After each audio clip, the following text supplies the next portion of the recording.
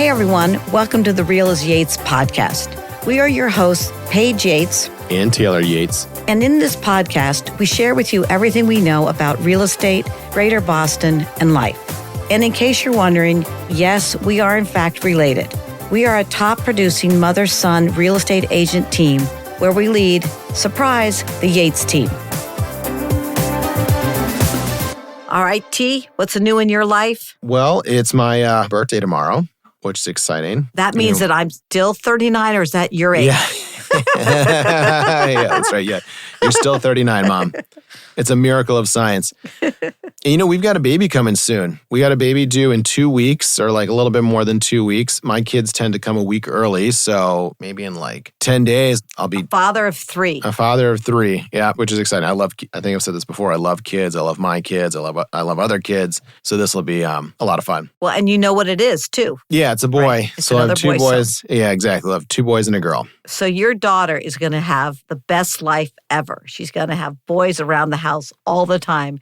And you're going to be in such big trouble because she's so cute. Yeah, she is very cute. She gets away with a lot more than my son does. And I think it's just, I've got to shape up on that because I don't want to turn her into a brat. But cool. So this month we've been talking about making an offer they can't refuse. And this week we're talking about like the extra stuff that you can do to be more competitive. The stuff that's just not in your contract. It's not like an actual thing you're offering, but it makes things cleaner. It makes things look better. It's like these little things at the margin that can make the difference. Well, and just think of this, that when you're putting together an offer, the seller doesn't know you from the next guy. Correct. So everything you do has to come through in that package that you're putting together. Right. And it's got to be complete, and it's got to, in some respects, sell you in a competitive market. Correct. So that's why we're always looking for tweaks that we can make that make you look as a buyer better and a number one choice. Right.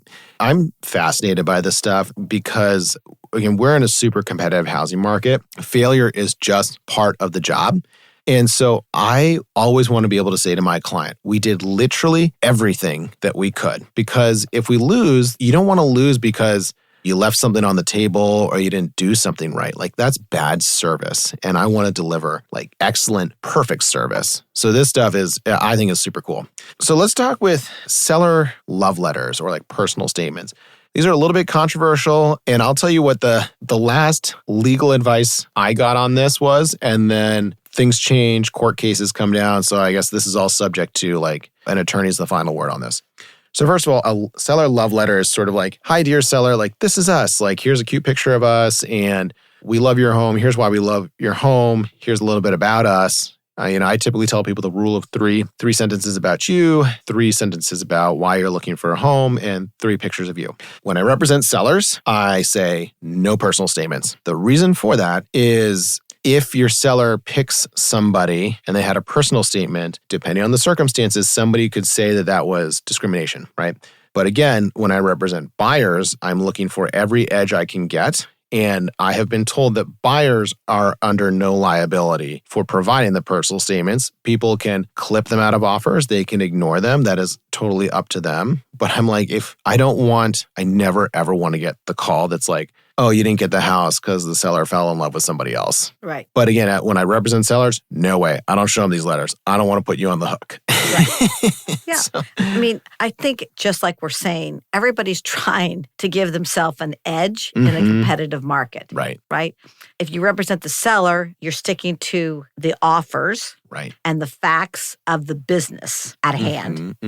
When you've got buyers, you want someone to fall in love with them. Yeah. And say, you want it to be personal. Their offer is exactly like somebody else's, but they've really told us that their grandmother grew up in this house 50 years ago, and that's why they're interested. That's right. So that's a piece that sometimes sellers are pulled by. That's right. That's right. So again, rule of 3 sentences about you, 3 sentences about why you're buying a home, 3 pictures of you. That's kind of my simple cheat code to writing a good one. Let's talk about vendors and partners, right? Because when we go through this process, you're not just going through it with your real estate agent. You've got 2 other people in the co-pilot seats. There's your mortgage broker and your closing attorney, and especially the mortgage broker, is critical to the credibility of your offer, right? If you show up with a pre-approval letter from a mortgage broker that the listing agent knows, your odds of getting the house accepted just went way up, right? Because they know, hey, this guy Rick, like he can get the job done, or this lady Ann, she can get the job done because I've done deals with her before, or people have said good things about them. So I had this interesting experience when I had a house that I listed and we had 11 offers 3 weeks ago.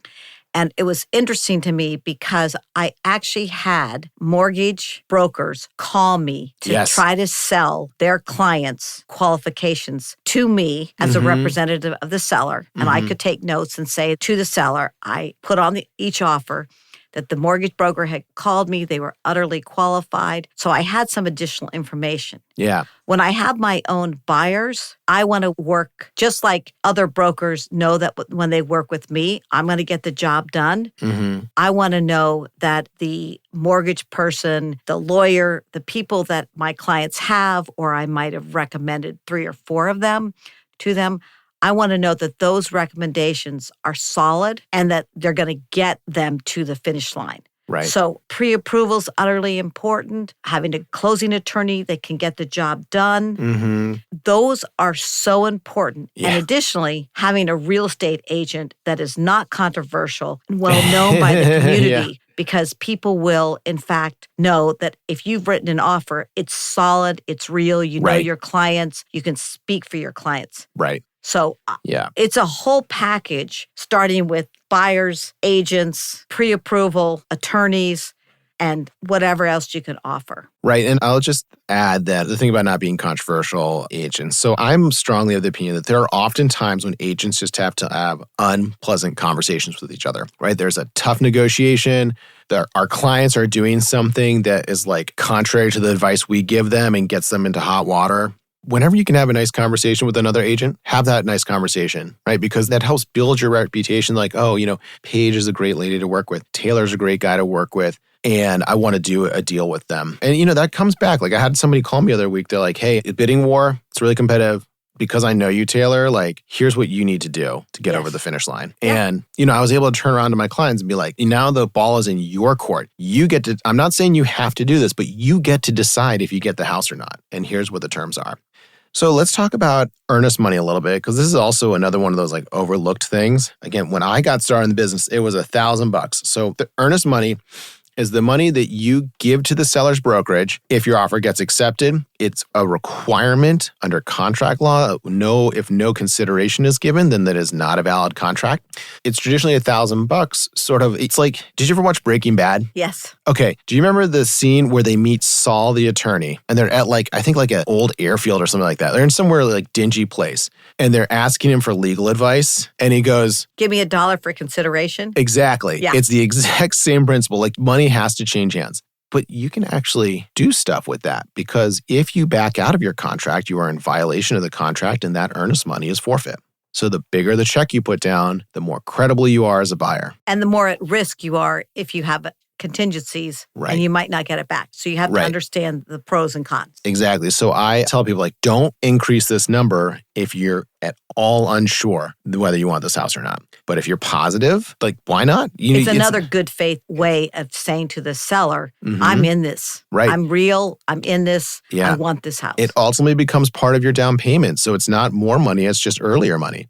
What's the biggest earnest money check you've ever had? $10,000. You want to hear mine? Yeah, for sure. $150,000. Wow. I know, right? And that was one of those conversations. I'm like, you're absolutely positive. Like, I need you to tell me in writing that you're absolutely positive and you understand the risks. Did they get the house? Yeah, we got the house and they love it. It's an awesome house. I love the house. Yeah. Anyways. That's good. Let's take a quick break. We'll come back with our joke of the week and a question from the audience. Did you know that Paige and I aren't just your favorite real estate podcast hosts? We're also pretty darn good at our day jobs, too. With over 30 years experience and $1 billion sold in Greater Boston, we're real estate agents you can trust. If you're buying or selling a home, reach out to us at contact@yatesboston.com today. So hit me. Okay, so I got a good joke for you. Why did the light bulb make a great agent? He had a bright idea. It had brilliant ideas. Oh. So that's pretty good. That is good. I like that. All right. Makes sense. I'm 1 for 4 this month. Yeah. Okay.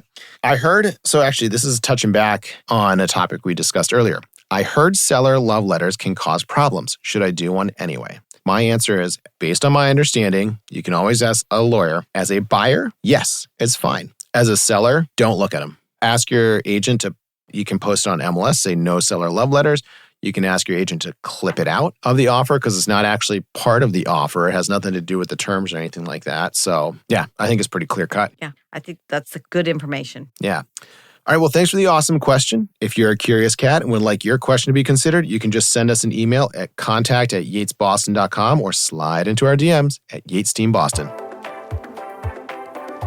That's it for this week. Be sure to tune in next week wherever you find your podcasts. If you like this, be sure to like, subscribe, and give us that 5-star review.